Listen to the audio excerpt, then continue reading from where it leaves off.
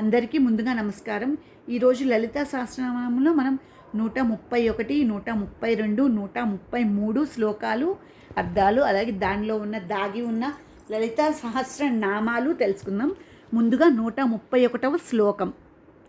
అష్టమూర్తి రజాజైత్రి లోకయాత్రా విదాయిని ఏకాకిని భూమరూప నిద్వైతాద్వైత వర్జిత. అష్టమూర్తి రజాజైత్రి లోకయాత్రా విదాయిని ఏకాకిని భూమరూప నిద్వైతాద్వైత వర్జిత. ఇప్పుడు దీని యొక్క అర్థం తెలుసుకుందాం. అష్టమూర్తి అనగా 8 రూపములు కలిగినది. ఆ 8 రూపములు ఏంటి? పంచేంద్రియాలు, చిత్తము, బుద్ధి, అహంకారము కలిగినది అమ్మ అనే అర్థం. అజ అంటే పుట్టుక లేనిది. జైత్రి అనగా సర్వమును జయించినది అనే అర్థం. లోకయాత్రా విదాయిని అనగా లోకములను నియమించున్నది అనే అర్థం. ఏకాకిని అనగా ఏకస్వరూపిణి. భూమరూప అనగా భూదేవి రూపమును ధరించినది అని అర్థం. నిద్వైత అనగా అద్వైతము కలిగినది అని అర్థం. ద్వైత వర్జిత అనగా ద్వైత భావము లేనిది అనే అర్థం. ఇప్పుడు 132వ శ్లోకం నేర్చుకుందాం.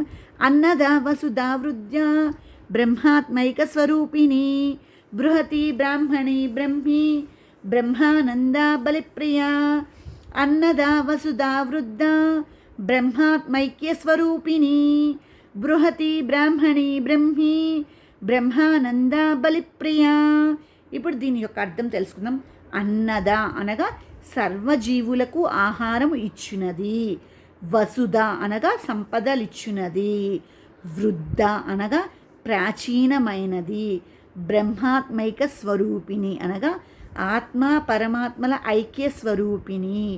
బృహతి అనగా అన్నిటికన్నా పెద్దది. బ్రాహ్మణి అనగా బ్రహ్మజ్ఞాన స్వరూపిణి. బ్రాహ్మి అనగా సరస్వతి. బ్రహ్మానంద అనగా బ్రహ్మానంద స్వరూపిణి. బలిప్రియ అనగా బలియందు ప్రీతి కలిగినది అమ్మ అని అర్థం. తర్వాత 133వ శ్లోకం.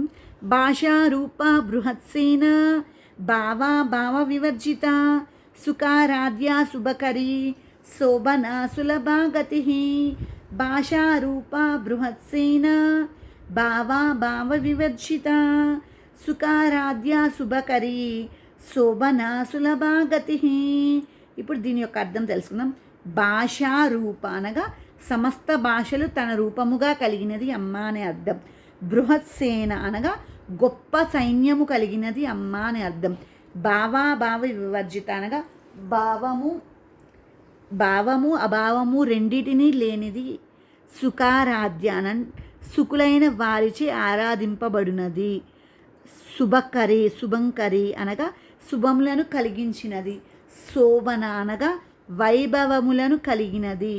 సులభ గతి అనగా తేలికగా చేరతగినది అని అర్థం.